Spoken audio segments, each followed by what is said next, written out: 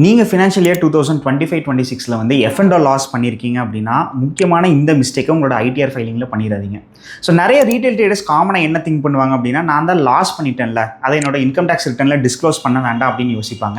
ஆனால் ஒரு முக்கியமான ஒரு டேக்ஸ் பிளானிங்கை நீங்கள் விடுறீங்க அப்படிங்கிறத மறந்துடாதீங்க.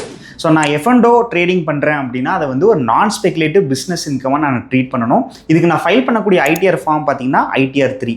சரி, இப்போ லாஸ் பண்ணனால எனக்கு என்ன பெனிஃபிட் கிடைக்கும் அப்படின்னா, carry forward and set off அப்படிங்கிற ஒரு பெனிஃபிட் வந்து உங்களுக்கு கிடைக்கும்.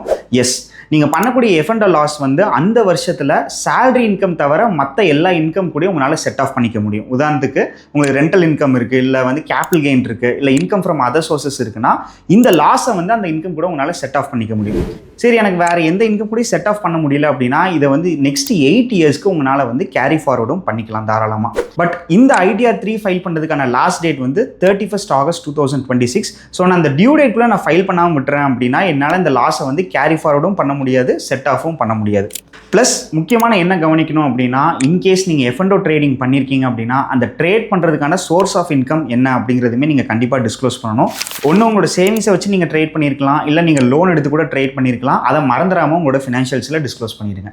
இது போல் டாக்ஸ் அண்ட் கம்ப்ளைண்ட்ஸ் ரிகார்டிங்கான ரெகுலர் அப்டேட்ஸ்க்கு stay subscribe with tax with Surya.